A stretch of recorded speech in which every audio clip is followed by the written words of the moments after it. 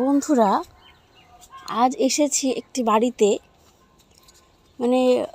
এই বাড়িটি দেখে আমার একটা কথাই মনে আসলো, সর্বপ্রথম মনে আসলো যে কথায় আছে না, ইচ্ছা থাকলেই উপায় হয়।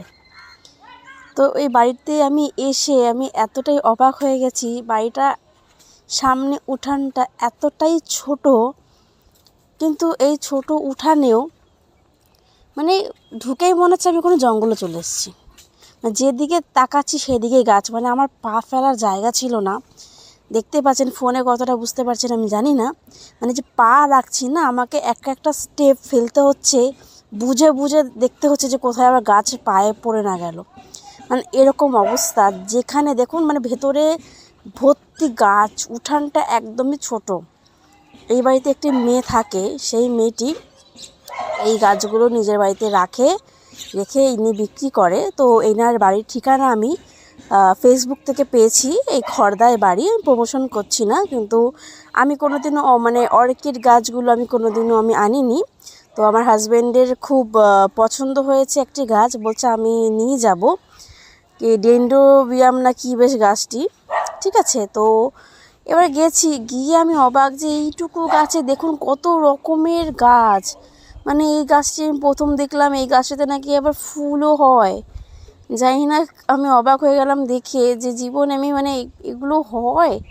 এক ধরনের গাছ দেখলাম পুরো প্রজাপতি টাইপের, যে পাতাগুলো হয় না, পুরো প্রজাপতির মতন।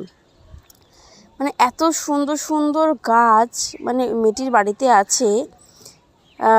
এইবার হচ্ছে কি বলবো, আমার এক একজনের বাড়িতে আমি দেখি যে প্রচুর জায়গা, বাট ওরা কোনো ইউজ করে না, বেকার জায়গাগুলোকে ফেলে নষ্ট করে।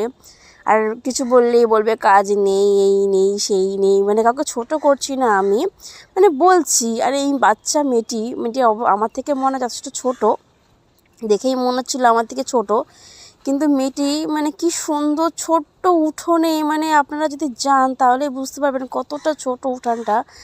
ওইটুকু জায়গায় কি সুন্দর ও খালি অর্কিড, সমস্ত অর্কিড, ইনডোর প্ল্যান্ট আর জবা টবা হয়তো খুব কমই রেখেছে।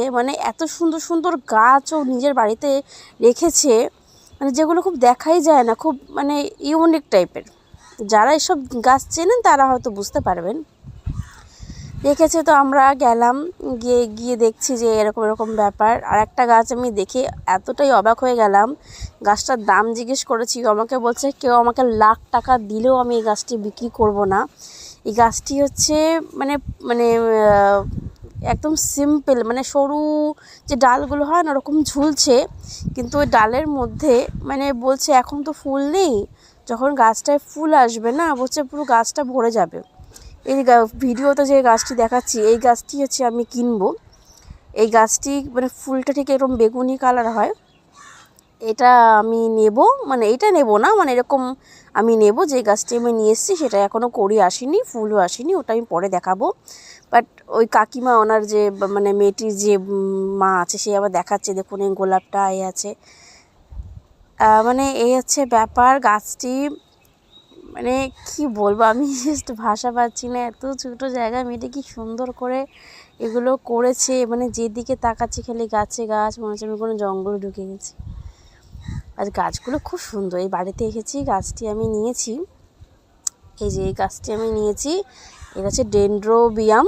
আমার ঠিক মুখে আসছে না, আমার সত্যি কথা, আমার এই অর্কিড গাছের সম্বন্ধে কোনো আইডিয়া নেই, আমার হাজব্যান্ডেরও নেই। বাট ও ফেসবুকে দেখে ওর এত ভালো লেগেছে গাছগুলো, খুব দাম হয় গাছগুলোর। বলছে পূজা, একটা ফুল যদি ফোটে, সেই ফুলটি প্রায় 1 থেকে 2 মাস গাছেই থাকবে। আমাদের কি হয়, জবা ফুল বলুন, আদার্স কোনো ফুল বলুন, যে ফুটলে 2-3 দিনের মধ্যে শুকিয়ে যাবে। জবা ফুল তো 1 দিনের মধ্যে শুকিয়ে যায়, কিন্তু এই গাছে যদি একটাও ফুল আসে না, সেই ফুলটি 1 থেকে 2 মাস গাছেই থাকে।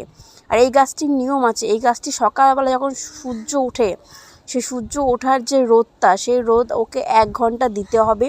দেখতেই পাচ্ছেন কয়লা, এই কয়লার মধ্যে রাখতে হয় গাছগুলোকে, কাঠ কয়লার মধ্যে, মাটিতে দিলে হয় না। আর সারাদিন গাছ রোদে রাখা যাবে না, বলছে 1 ঘন্টা রোদ লাগিয়ে সঙ্গে সঙ্গে ঘরে নিয়ে যাবেন। হ্যাঁ, হাওয়া বাতাসের সাথে খেলে, এই হচ্ছে ব্যাপার।